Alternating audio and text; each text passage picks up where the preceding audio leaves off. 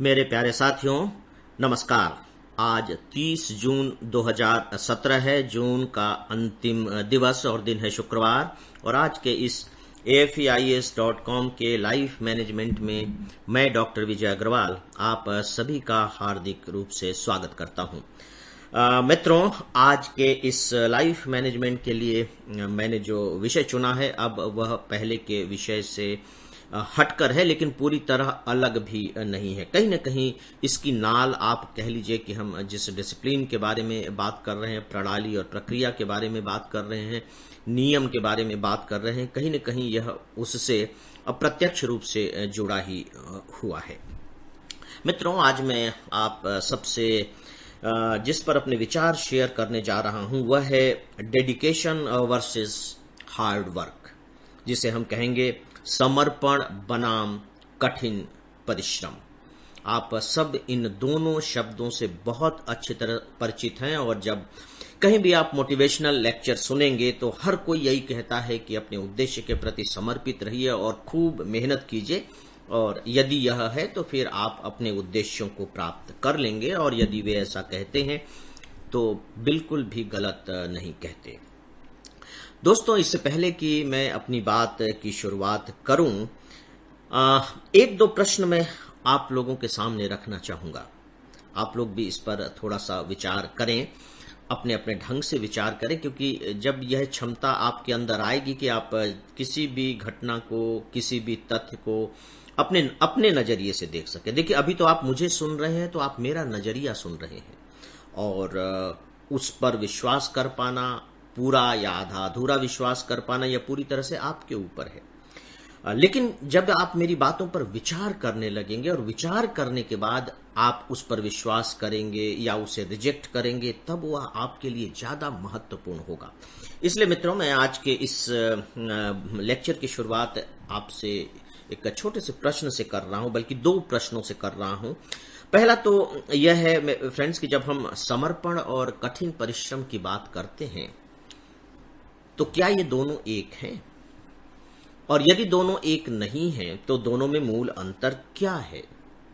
या चलिए, अगर हम यही मान लें कि ये दोनों एक हैं तो वो दोनों एक कैसे हैं? पहला सवाल यह है। बेहतर होगा कि आप लोग भी इस पर विचार करें। और दूसरा मेरा प्रश्न यह है फ्रेंड्स कि यदि ये दोनों एक नहीं है, मान लीजिए आपका यह उत्तर है, तो फिर दोनों में से बड़ा कौन है या प्रमुख कौन है? अगर मैं आपसे कहूं कि इन दोनों में से आपको एक का चुनाव करना है तो आप अपनी जिंदगियों के लिए आप सब किसका चुनाव करेंगे? समर्पण का या हार्ड वर्क का?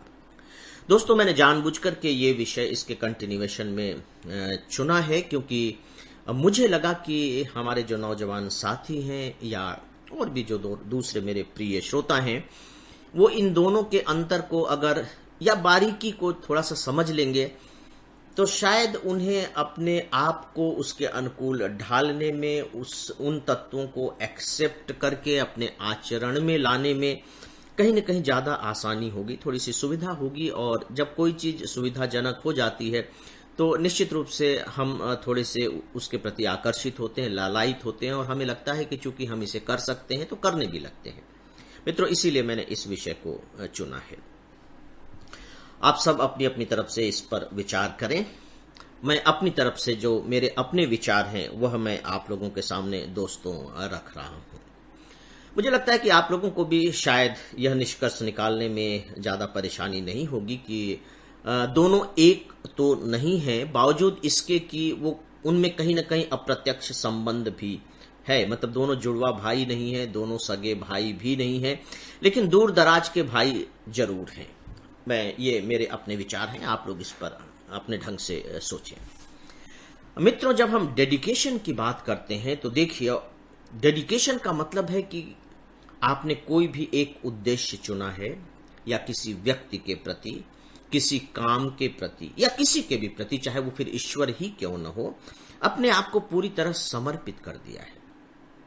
जब हम समर्पित करने की बात करते हैं तो भारतीय चेतना में, जिसमें मैं खुद भी शामिल हूं, एक जो संकट पैदा होता है मित्रों, और जिस संकट से मैं बहुत ज्यादा घबराता हूं वह यह होता है कि यदि मैंने समर्पण कर दिया है तो फिर मुझे कुछ करने की जरूरत नहीं है, क्योंकि मैंने तो अपने को समर्पण कर दिया ना। अब मैंने जिसके प्रति अपने आप को समर्पण किया है वो करे।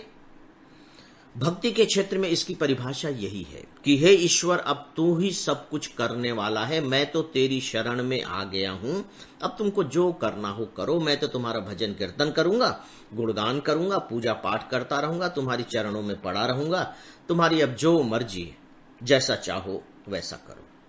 ये जो भक्ति का जो ये भाग है मित्रों, जब हम इसको जीवन पर अप्लाई करते हैं तो सच पूछिए तो वहां इसके परिणाम बिल्कुल विपरीत होते हैं। देखिए, जब हम समर्पण की बात करते हैं तो यहां मुझे लगता है कि इस बात को हम सभी को बहुत अच्छे से समझ लेना चाहिए कि समर्पण महज एक साइकोलॉजिकल सिचुएशन है, केवल एक मनोवैज्ञानिक स्थिति है। मनोवैज्ञानिक स्थिति का मतलब है कि हमने किसी उद्देश्य का निर्धारण किया और हमने अपने आप को उस उद्देश्य के प्रति समर्पित कर दिया, या यूं कह लीजिए कि उस उद्देश्य को ही हमने अपना धर्म मान लिया, हमने अपना ईश्वर मान लिया, जो भी आप कहना चाहें। तो हमने उसके प्रति अपने आप को पूरी तरह मनोवैज्ञानिक रूप में समर्पित कर दिया। मनोवैज्ञानिक रूप में समर्पित कर देने का मतलब है कि अब मैं अपने उद्देश्य पर किसी तरह का कोई डाउट नहीं करूंगा, शंका नहीं करूंगा। जैसे अगर मैंने ईश्वर के प्रति समर्पित कर दिया अपने आप को, तो मैं ईश्वर के प्रति फिर कोई शंका आशंका नहीं करता कि ये ईश्वर है भी कि नहीं है, मुझे ये करना चाहिए कि नहीं करना चाहिए, कुछ नहीं। मैंने तो एक विश्वास किया है, विश्वास को कहीं प्रेम में कन्वर्ट कर दिया, प्रेम आगे चल करके श्रद्धा में कन्वर्ट हो गया और धीरे धीरे श्रद्धा बढ़ करके भक्ति बन गई। और जैसे ही भक्ति बनी, वो जो समर्पण है वो 100% हो गया। भक्ति जो है वो समर्पण की चरम सीमा है, जिसकी शुरुआत विश्वास से होती है, क्योंकि जिस पर आपको विश्वास नहीं होगा उसके प्रति तो आप समर्पित भी नहीं हो सकेंगे। तो ये उसके अलग अलग चरण हैं।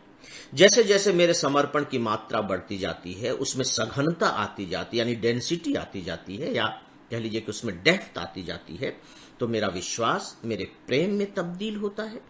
फिर मेरा जो प्रेम है वह श्रद्धा में तब्दील होता है, और फिर मेरी वह जो श्रद्धा है अंत में भक्ति में तब्दील हो जाती है। मित्रों, ऐसा मत समझिएगा कि ऐसा तो सिर्फ व्यक्ति के प्रति होता है, ईश्वर के प्रति होता है, नहीं। यह हमारे अपने उद्देश्यों के प्रति भी होता है और यह हमें अपने काम के प्रति भी होता है। यह होता है।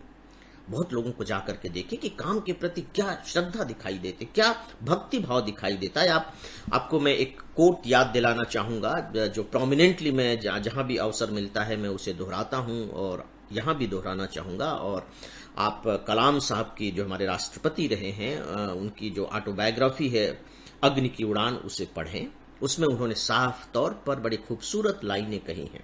मैं एग्जैक्ट वर्ड तो यहां नहीं रख पा रहा हूं, उनके शब्दों को नहीं दोहरा पा रहा हूं, लेकिन उसका आशय ये था, उन शब्दों का आशय ये है कि मैं जब अपने लैब में काम करने जाता था तब मैं अपने जूते लैब के बाहर ठीक उसी तरह से उतार देता था जैसे कि मेरे अब्बू मस्जिद में जाने से पहले अपनी चप्पलें मस्जिद से बाहर उतार देते थे। अब आप देखिए कि क्या है, मतलब उनके जो कलाम साहब के अब्बू हैं मस्जिद जा रहे हैं, यानी कि वो अल्लाह के पास जा रहे हैं, अल्लाह के नजदीक जा रहे हैं, अल्लाह के याद करने जा रहे हैं। जो भी कह लीजिए, मस्जिद एक पवित्रतम स्थल है जिसे हम देव स्थल कहते हैं, वहां वो जा रहे हैं। तो वो चप्पल बाहर निकाल दे रहे हैं, क्योंकि ये कहा जाता है कि वो पवित्र स्थान है, तो चप्पल बाहर उतार के जाओ, ठीक है। लेकिन कलाम साहब के लिए मस्जिद क्या है? वो उनका लैब है। इसीलिए उन्होंने तुलना की है अपने अब्बू के मस्जिद से, अपने लैब की तुलना की है। यहां सवाल चप्पल उतारने और जूते उतारने का नहीं है, यहां सवाल उस रिलेशनशिप का है, उस संबंध का है जो दोनों महसूस कर रहे हैं। यानी कि मेरे अब्बू अल्लाह के साथ जो अपना संबंध महसूस करते थे, वही संबंध मैं अपने लैब के साथ महसूस करता हूं, और लैब उनका काम है। तो यहां जो महसूस करने की बात है वो क्या है? वो एक साइकोलॉजिकल सिचुएशन है, एक मनोवैज्ञानिक स्थिति है। तो मित्रों, ये जो समर्पण है ये महज एक मनोवैज्ञानिक स्थिति है। इसका कोई भी विरोध, रत्ती भर भी विरोध कर्म से नहीं है। आप देखिए कि हमारे भक्ति काल के जो सबसे बड़े बड़े महान भक्त संत हुए हैं, चाहे वो रैदास हो, चाहे वो गुरु नानक देव हो, चाहे आप बहुत से हुए हैं, एक दो नाम नहीं है, बहुत से हुए हैं भक्ति काल के जो संत हुए हैं। कबीर दास हो, ये सब क्या थे? कोई इनमें से जुलाहा है, कोई इनमें से नाई है, कोई इनमें से जूते बनाने का काम कर रहा है, चर्मकार है, सोचिए ये सब है। और मजेदार बात है कि अपना काम भी कर रहे हैं, जूते भी बना रहे हैं और प्रभु जी तुम चंदन हम पानी भजन भी कर रहे हैं। तो इन्होंने तो अपने आप को ईश्वर के प्रति पूरी तरह से समर्पित कर दिया था, लेकिन क्या उस समर्पण के दौर में या उस पूरी की पूरी प्रक्रिया में उन्होंने अपने को कर्म से विड्रॉ कर लिया? कर्म कर ही रहे हैं। कबीर दास भी उतने ही बड़े भक्त हैं जितना बड़ा भक्त कोई और हो सकता है। वो दार्शनिक भी हैं, लेकिन साथ ही साथ वो जुलाहे भी हैं। कपड़े बुन रहे हैं, बुन ही नहीं रहे हैं बल्कि कपड़े बेच भी रहे हैं और ईश्वर की भक्ति भी कर रहे हैं और 100% समर्पण के साथ भक्ति कर रहे हैं। तो आप जब इनके जीवन को देखेंगे तो आपको लगेगा कि नहीं, यहां तो कर्म से विमुखता है ही नहीं। दोस्तों, यहां जो कर्म है इसे ही अभी आप कह लें हार्ड वर्क, कठिन परिश्रम। अब ये जो परिश्रम है और ये जो कठिन परिश्रम है, ये इसमें थोड़ी सी गड़बड़ी है। सच पूछिए तो मैं, अगर मेरा जोर चले और मुझे आप इजाजत दें, तो इसमें से मैं कठिन शब्द को विड्रा करना चाहूंगा। परिश्रम मतलब परिश्रम, इस पर हम लोग आगे बातें करेंगे। तो मित्रों, मैंने समर्पण के बारे में आपसे थोड़ी सी बातें कही हैं जो मेरे दृष्टि से एक मनोवैज्ञानिक स्थिति है।